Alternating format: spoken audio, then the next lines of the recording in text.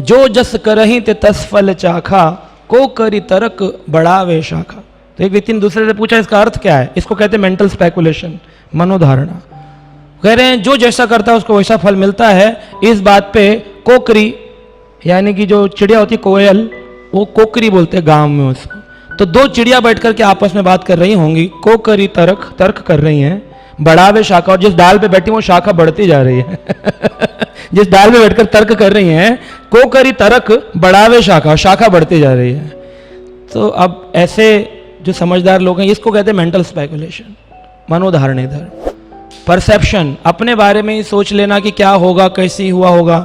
जैसे एक बार एक बहुत बड़े राजा थे और राजा गए थे जंगल की ओर, और जंगल में युद्ध करते करते करते करते बहुत समय बीत गया, सारे सैनिक मर गए, बड़ी प्यास लगी थी, कुछ नहीं था। तो उनके पास एक बाज होता था। बाज होते थे ना पहले ज़माने में, जा कबूतर जा, चिट्ठी संदेशा ले जा। तो बाज होते थे, बाज को बिठाते थे, हाथ पर चिट्ठी बांध देते थे कबूतर, और बाज जाते थे, उनका टेलीग्राम पोस्टग्राम का काम करते थे। तो बाज था, बाज को हाथ पर बिठाया था, तो बाज ऊपर उड़ रहा था। तो उन्होंने श्री श्री रुक्मिणी द्वारकाधीश की जय, जगन्नाथ बलदेव सुभद्रा महारानी की जय। श्री तो इसलिए ये जो राजा थे, राजा को बड़ी अधिक प्यास लगी थी। तो राजा ने देखा कहीं कोई जलाशय नहीं है, कहीं कोई पानी का स्रोत नहीं है, क्या करूं, कहां पानी पीऊं। तो उन्होंने देखा कि एक बहुत ऊंचे पहाड़ से बूंद बूंद करके जल टपक रहा है। कहा ये अच्छी जगह, यहां से पानी पी सकता हूं। तो उन्होंने कोशिश करी पानी पीने की, तो अपनी जो तलवार थी उसकी मयान जो होती है उसमें पानी भर लिया। बोले इसमें पानी भर लेता हूँ क्योंकि कोई ग्लास बोतल तो नहीं है, युद्ध का अंदर से आया हूँ, सब खत्म हो चुका है। तो जैसे ही पानी पीने लगे, पानी भर के, तो बाज ने आकर के ऐसे हाथ मारा पंजा, और पानी सारा बिखर गया। बड़ा क्रोध आया, क्या किया तूने मेरा, चलो ठीक है माफ किया। तो पहाड़ पर थोड़ा सा देर और हो गई, तो उन्होंने फिर दोबारा से एक मयान, अब बूंद बूंद आ रहा है और प्यास अधिक लगी हो, तो कैसा लगता है, प्यास लगी और पानी बूंद बूंद करके और इकट्ठा किया, दोबारा पुनः आधा घंटा लगा होगा, फिर बाज आया, दोबारा से हाथ पे मार दिया।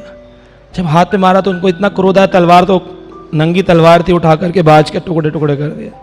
जब बाज के टुकड़े कर दिए, बोले ये बाज मेरा अपना नहीं है ना। तो फिर वो पहाड़ पर चढ़ के ऊपर पहुंच गए। जब ऊपर जाकर देखते हैं जहां पानी का स्रोत है, बोले कुछ तो पानी इकट्ठा होगा, तो अंजुली भरकर पानी पी लूंगा, ऐसे क्या कहते हैं चुल्लू, अंजुली भरकर पानी पी लूंगा। ऊपर पहुंचे तो पता चला कि वहां पर कई सारे जहरीले सांप थे, जो कि चिड़िया पक्षियों के द्वारा मार मार के इकट्ठे किए। तो उनकी स्किन का जो जहर था वो पानी में आ रहा था, और बाज क्योंकि वफादार था तो वो बचाने की कोशिश कर रहा था, और राजा ने परसेप्शन जो था, अपने विचार सोचा तो गलत कर रहा है, और मार डाला। ऐसे कभी कभी हम अपने विचार से सोचते हैं ऐसा होगा, लेकिन उसके पीछे क्या कारण है वो हमको मालूम नहीं होता। तो ऐसे कई सारी गलतियां हो जाती हैं। कोई भक्त है, उसकी कमर में दर्द है, वो आया इसलिए समोग लिया प्रभु जी के पास, प्रभु जी मेरी कमर में बहुत दर्द है, मैं प्रणाम नहीं कर सकता। प्रभु जी बोले कोई बात नहीं, चलेगा, प्रभु जी तो हमारे लिबरल बोल दिए, चलो जाओ। अब वो भक्त गया किसी और कांग्रेगेशन प्रीचर के सामने, और उन्होंने प्रणाम नहीं किया, तो आकर बोलेंगे देखो ये इनकी दीक्षा क्या हो गई, दंडवत करना बंद कर दिया। अब उसको पता थोड़ी पर्पस की ये अप्रूवल लेकर आया, इसकी कमर में दर्द है। ये प्रॉब्लम होने के कारण कई बार हमारे मतभेद होते हैं और हम कोऑपरेशन से नहीं रह सकते। श्रील प्रभुपाद जी बोलते हैं कि सोसाइटी में एक ही चीज चाहिए, अंतिम संदेश है, लास्ट इंस्ट्रक्शन, कोऑपरेशन। और ये कोऑपरेशन तभी आएगा जब हम ये परसेप्शन वाली चीज छोड़ देंगे। आप परसीव कैसे कर सकते हैं दूसरे के जीवन, उसके हृदय में क्या चल रहा है, आप कैसे सोच सकते हैं? अपना तो हमें मालूम नहीं पड़ रहा क्या चल रहा है, आदमी बोलता रहता समझ नहीं आ रहा, दूसरे को कैसे समझ में आ गया, इतने समझदार हो गए आप। तो इसलिए ये काम अथॉरिटी को छोड़ दो, आप अपना काम करो। हरे कृष्णा कृष्णा कृष्णा हरे हरे, हरे राम राम राम।